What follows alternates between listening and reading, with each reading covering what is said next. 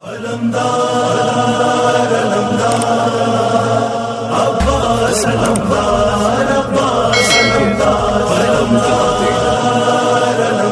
قبلہ یہ پھر زینت کیا ہے جی؟ زینت جو آپ سے تذکرہ کیا، خوبصورتی کیا ہے؟ خوبصورتی کے لیے مولا فرماتے ہیں اس شخصیت کو زینت اگر دی جائے تو اس کا نام ہے اخلاق۔ اپنے اخلاق کو درست کر لیجئے جی۔ ایک صاحب ہیں جن کا عقیدہ درست، یعنی بنیاد مضبوط، وہ نمازی پرہیزگار بھی ہیں ماشاءاللہ، قیامت کے لیے آخرت کے لیے منزلیں بنائے جا رہے ہیں جی۔ اب اس پر ان کا اخلاق بھی اچھا ہو جائے تو بہترین زندگی گزاری ہے جی۔ مولائے کائنات امیر المومنین علی ابن ابی طالب صلی اللہ علیہ محمد و آل محمد، مولا فرماتے ہیں، مولا سے سوال کیا، مولا مرنے سے پہلے مرنے کی تیاری کیسے کریں؟ مرنے سے پہلے مرنے کی تیاری کیسے کریں؟ مولا نے مختصر جواب دیا، جاؤ اپنے واجبات کو وقت پہ انجام دو۔ مولا کوئی دوسری بات، جاؤ محرمات حرام چیزوں سے پرہیز کرو۔ واجبات کیا ہیں جی؟ نمازیں ہیں جی، جو آپ پر واجب ہے، روزہ ہے، حج ہے، زکوٰۃ ہے جی۔ اور نماز میں جب تذکرہ آ ہی گیا ہے تو باپ کی نماز بڑے بیٹے پر واجب ہوتی ہے، فرض ہوتی ہے۔ اگر باپ نے نہ پڑھی ہو، اگر باپ کی نماز قضا ہو تو اس کے بڑے بیٹے پر واجب ہے کہ اس کو ادا کرے۔ اگر دیگر اولادیں ہیں تو بڑے بیٹے کے علاوہ بھی چاہیں اس کو ادا کر سکتے ہیں، لیکن بڑے بیٹے سے سوال کیا جائے گا۔ بعض روایتیں ماں کے لیے بھی آئی ہیں کہ ماں باپ دونوں کی نمازیں جو ہیں بڑے بیٹے کو ادا کرنی ہے۔ واجبات کو وقت پہ انجام دیجئے اور حرام چیزوں سے پرہیز کریں۔ مولا تیسری چیز بتا دیجئے کہ اپنا اخلاق اچھا کریں، پھر چاہے موت مجھ پر آئے یا میں موت پر آ جاؤں۔ مولا نے اپنی مثال دے دی۔ اب مسئلہ سارا یہی آیا ہے، قبلہ نے تذکرہ کر دیا ہے عقائد کا جی۔ اکثر سنا ہے کہ انسان جنت میں اپنے اچھے اعمال کے بنیاد پہ جائے گا، ایسا ہی ہے؟ ایسا ہی ہے؟ تو دیگر لوگ بھی اٹھ کے آ جائیں گے قبلہ، پھر تو ہم بھی جنت کا دعویٰ صحیح کرتے ہیں۔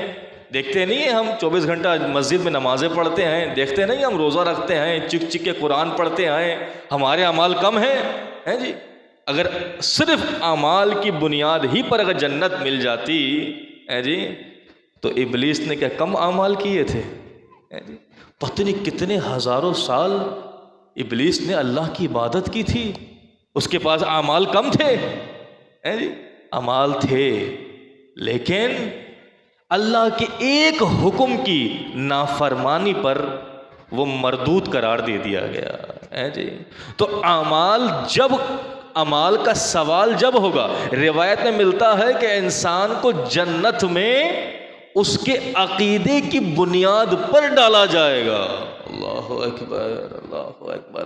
پہلا سوال ہی عقیدے پر ہوگا، اگر پہلے سوال پر جواب صحیح مل گیا پھر دوسرا سوال اعمال پر آئے گا۔ اگر عقیدہ درست رہے گا تو پھر نماز روزے کی بات شروع ہوگی۔ توجہ، عقیدہ کیا ہے؟ پہلے ہی جب قبر میں جائیں گے پہلا ہی سوال من ربوں کا ہوگا، من دینوں کا ہوگا، من اماموں کا ہوگا، کہ جب من ربوں کا کہا تو کہا اللہ ربی جی، من نبیوں کا کہا رسول اللہ صلی اللہ علیہ وسلم نبی کی، کتابوں کا قرآن و کتابی، جب آئیں گے سوال کرنے من اماموں کا، جب آئیں گے من اماموں کا، بھئی ہم تو کہیں گے امیر المومنین علی بن ابی طالب علیہ السلام صلی اللہ علیہ محمد و آل یا علی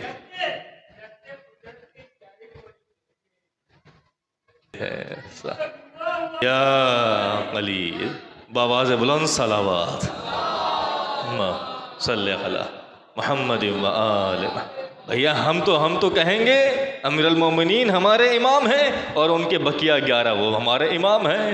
جب یہ سوال کے جواب ساتھ رہیے، جب عقیدہ درست ہو جائے گا پھر سوال ہوگا نماز پڑھی کہ نہیں، روزہ رکھا کہ نہیں، زکوٰۃ دی کہ نہیں، نیک اعمال کیے کہ نہیں، ساتھ ہیں۔ تو روایت ملتی ہے عقیدے کی بنیاد پر جنت ملے گی۔ پہلا سوال عقیدے پر، پھر دیگر سوال نماز پر، اور پھر امام جعفر صادق علیہ السلام فرماتے ہیں صلی علی محمد و آل محمد، مولا فرماتے ہیں کہ جب ان عقیدوں کے بارے میں سوال ہو جائے گا، اس کے بعد جو سوال ہوں گے وہ نماز، روزہ، حج، زکوٰۃ اور ہم اہل بیت کی محبت کے بارے میں سوال ہوگا۔ اللہ اکبر۔ مولا محبت تو کرتے تھے، محبت نہیں کرتے ہم، محبت تو کرتے تھے، پھر یہ سوال کس بات کا؟ محبت تو کرتے ہیں نا جی۔ پھر مولا کہہ رہے ہیں کہ ہم اہل بیت کی محبت کے بارے میں سوال ہوگا۔